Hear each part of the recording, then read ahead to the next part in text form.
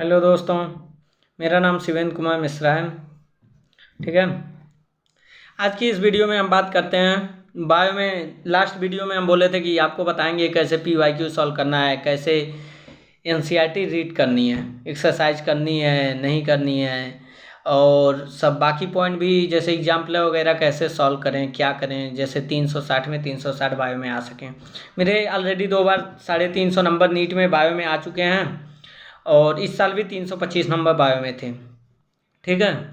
तो जैसा कि पिछले वीडियो में हम लोग बता रहे थे रीड करने वाली मतलब तरीका, जो बेस्ट तरीका होता है NCERT रीड करने का, सबसे बढ़िया तरीका यही होता है कि आप जैसे जो लेक्चर जो ऑनलाइन कर रहे हैं या क्लासरूम में कर रहे हैं, जो भी टॉपिक चल रहा है बायो का, एज एग्जाम्पल मान लिया ले लिए कि एनिमल किंगडम चल रहा है। ठीक है।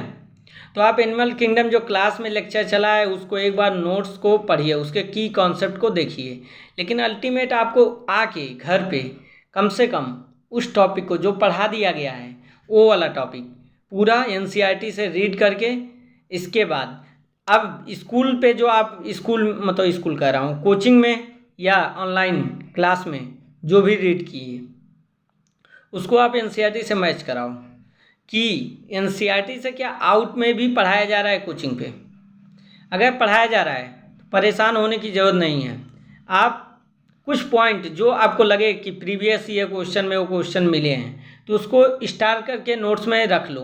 बाकी पूरी बुक NCERT की अपने हिसाब से स्टार हाईलाइट करो। स्टार हाईलाइट करने का मतलब बताया था उस दिन मैं कि आपको करना क्या है कि जो पॉइंट आपको तैयार है NCERT में वो हाईलाइट नहीं करना है, क्योंकि वो कभी भूलेगा नहीं आपको।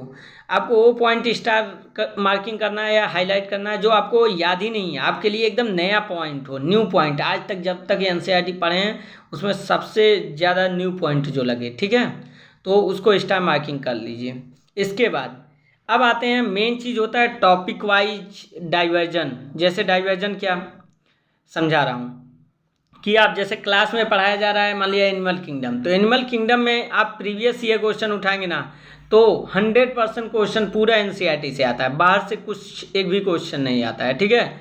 तो पूरा आपको NCERT के एग्जाम्पल, NCERT का थ्योरी, NCERT के डायग्राम कम से कम 5 बार 10 बार जितना बार भी हो सके देखना है। अब आते हैं कुछ कॉन्सेप्चुअल टॉपिक पे। कॉन्सेप्चुअल टॉपिक का मतलब जैसे क्रेब्स साइकिल हुआ, ग्लाइकोलिसिस हुआ, या फिर मान लिया मैकेनिज्म में आते हैं। मैकेनिज्म भी बहुत इंपॉर्टेंट होता है। जहाँ भी NCERT की फिजियोलॉजी वाला पोर्शन आता है तो वहाँ आता है मैकेनिज्म, चाहे इलेक्ट्रॉन प्रोटॉन पंप की बात करें या फिर गैसियस एक्सचेंज की बात करें। ठीक है। रिस्पिरेशन में आता है ना गैसियस एक्सचेंज, लंग्स के पास कैसे होता है, या हार्ट बीट वगैरह की बात है, ये सब कॉन्सेप्चुअल पॉइंट हैं। तो ये जब क्लास में आपके चल रहे हो, क्लास लेक्चर में, तो उसको वहाँ से कोशिश कीजिए वो कॉन्सेप्ट आपके दिमाग में रीड हो जाए, फिर वही कॉन्सेप्ट आप अप्लाई कीजिए NCERT में आके। ठीक है। इसके बाद आप देखिए आपके नंबर मतलब अगर बहुत कम से कम भी आ रहे होंगे ना, 10-20 नंबर भी NCERT मतलब आ रहे होंगे, बायो की बात कर रहा हूँ, जो कि ऐसा पॉसिबल नहीं है। अगर बायो का स्टूडेंट है तो आराम से 50-100 नंबर कर लेगा। ठीक है।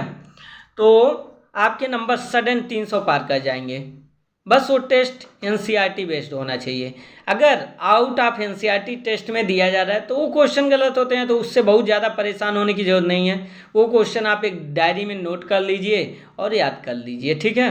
बाकी आपको 95-90% क्वेश्चन टेस्ट में भी आपको NCERT से ही मिलेंगे, किसी भी कोचिंग में आप हो, चाहे PW में हो, एलन में हो या कैरियरविल में हो। ठीक है। जहाँ भी पढ़ रहे हो, आकाश वगैरह में, जहाँ भी। ठीक है। ये चीज़ है। और फिर NCERT रीड करने के बाद आपको जो स्टार मार्किंग वाला पॉइंट मिल गया, ठीक है, रात को सोने से पहले जैसे हमारी आदत हो जाती है ना कि सोने से पहले जो बहुत ज़्यादा इम्पोर्टेंट दवा होती है तो वो भूलती नहीं है। तो हमारे लिए सबसे इम्पोर्टेंट दवा क्या है इस टाइम प्रिपरेशन के दौरान? इस समय सबसे ज़्यादा इम्पोर्टेंट दवा है हमारे पढ़ाई में कि जो NCERT में स्टार मार्किंग वाले पॉइंट थे ना, दिन में जो हमने हाईलाइट किए, रात को वो चीज़ एक बार देख के सो जाएं। कहते हैं मतलब माना भी ऐसा जाता है कि अगर आप रात में कुछ देख के सोते हैं ना तो उसकी मेमोरी सबकॉन्शियस ब्रेन में चली जाती है, और जो चीज़ें समझ जाइए आपके सबकॉन्शियस ब्रेन में चली गई तो फिर क्या होगा कि वो ऑटोमेटिकली धीरे धीरे करके याद होते जाएगा। ठीक है।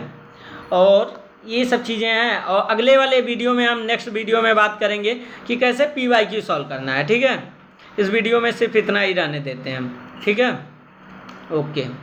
और जो भी कमेंट मतलब आपको लगे, जो भी डाउट NCERT रीड करने में आ रहा है कि मतलब आपको पढ़ने का मन नहीं कर रहा है या किस तरह, तो उस तरह आप अगर बताएंगे तो मैं एक बना दूंगा सेशन, वीडियो बना दूंगा उस पर कि आपको NCERT बोरिंग लगती है या कैसी लगती है। जो भी आप कमेंट में बताएंगे मैं उस पर वीडियो बना दूंगा, ठीक है। मैं अपना तरीका भी अगले वीडियो में बताऊंगा कि कैसे अपना NCERT बुक में कैसे रीड किया करता है, ठीक है। मेरे नीट में 495 नंबर रहे हैं, मैं BMS ज्वाइन करने वाला हूँ, ठीक है। अभी काउंसलिंग स्टार्ट नहीं हुई है, ओके, नमस्कार, राधे राधे।